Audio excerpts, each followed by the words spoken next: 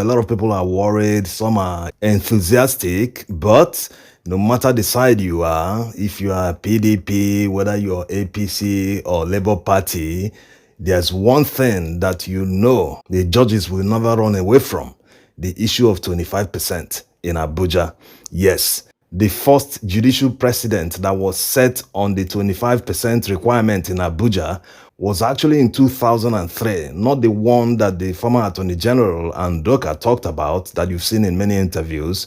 That was Buhari versus Yaradua in 2008. But this one was the judgment that was delivered on the presidential election petition that Buhari brought against Obasanjo in 2003, where he sought the cancellation of the election because, according to him, Obasanjo didn't win in the FCT. But the judges disagreed with him. They said that winning in the FCT isn't mandatory, that what is mandatory is getting the 25% in the FCT, which Obasanjo fulfilled. He got the highest votes and he got the required 25% in the FCT. So going by this judgment, we know we have two precedents set in the same Fourth Republic. The first time, that's talking about the 2003 judgment, the judges must have had nowhere to rely on. They didn't have any judicial precedent, but at the end of the day, they interpreted it correctly, because "and" actually means plus, including. If it doesn't mean that, then we don't know English language anymore. So the second time, that's talking about the time Buhari challenged Yaradua's victory, the judges must have seen the first time, that's the 2003 one, as a judicial precedent. They relied on it and said, okay, since they ruled this way, let's rule the same way, because it's actually English. The constitution is written in English. There's no ambiguity.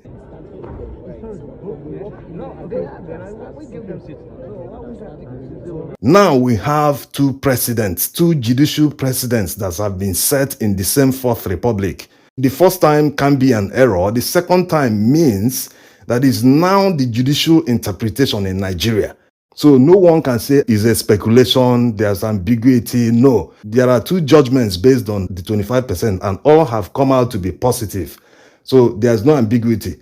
No one should be in doubt. There's no escaping this judgment, because they can't cite anything. When judges see cases that they are confused about, they don't know how to go about it, lawyers that are arguing, both from the defendant sides and the appellants, they always cite judicial precedents to convince the judges. If you're confused, look at how judges before you ruled on the matter.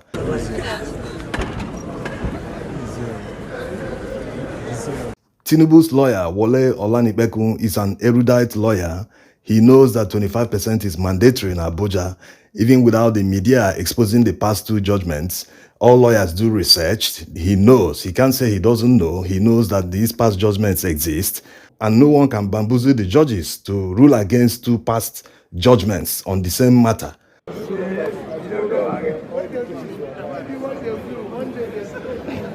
When you read further into many of their objections, especially on P2B's petition, it becomes clear that the same narrative that they had even before the election is the same thing that is playing out. One won't be wrong to say that maybe Keyamo is the one writing all this.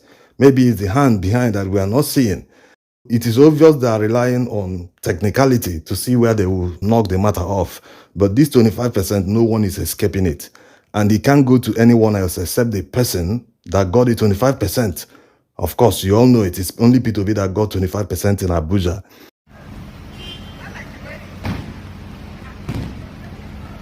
When you consider this 25% in the FCT, you will see what the framers of the Constitution had in mind.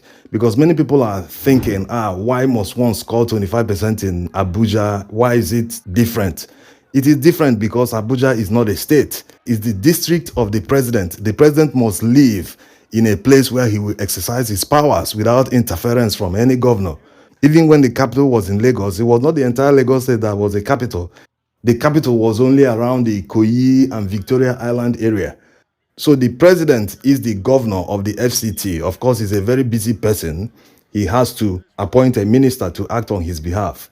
So you can't want to be a governor of the FCT and you can't at least score 25%. In the case of a state, you are required to win the state by majority vote. In the case of FCT, the framers might have thought, okay, since an elected president will be the governor of the FCT, at least let him score 25% in the FCT. People he wants to govern over, at least 25% is acceptable. They are not saying come and win it, because it might be difficult to determine a winner in a presidential election if the person must win FCT. In fact, if they had made it that the person must win FCT, that would bring to question if FCT people are of different class than the rest Nigerians. But in this case, they said, okay, score 25% is acceptable, and you become their governor and overall president of the country. So it's not a hard logic. It's simple, it's straightforward, but people are trying to add ambiguity and speculation as if it is not written in plain English. So we hope that no amount of narrative, propaganda, trying to bamboozle people that FCT is supposed to be the 37th state in Nigeria. No. That's not what the Constitution says. In order to be declared winner, a candidate must score the highest lawful votes and at least score 25% in the FCT. If the FCT was considered as a 37th state, like they said, they wouldn't need to put "and." Score 2/3 of votes in 37 states. That will end the whole matter. Instead of saying 2/3 in 24 states and in addition, FCT. So that means you must score 25% in the FCT and still score 25% in 2/3 of 36 states of Nigeria before you can now be declared winner. Of course, you must satisfy the highest votes among all the other candidates. It's very, very simple. And Nigerians are hoping that when the tribunal starts, they will at least focus on the one that they can determine quickly, not wait till all others are determined, or maybe take on the hard one, or maybe the first prayer of P2B, where he's seeking to disqualify Tinubu based on his former conviction, or maybe the double nomination of Shetima, or the larger one, which will take more time, determination of who actually scored the highest lawful votes. The Labour Party have shown evidence that they scored the highest votes, but INEC suppressed their votes and in many cases gave their votes to the APC candidate.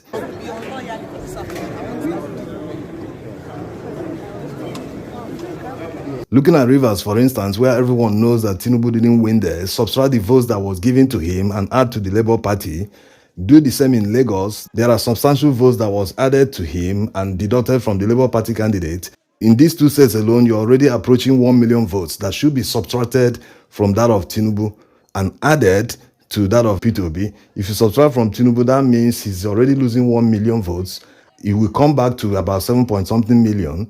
Add the 1 million to the Labour Party candidate, he's already up to 7.1 million votes. So you can see when the subtraction and adding are done, the votes to the rightful winner will keep increasing till he becomes the first.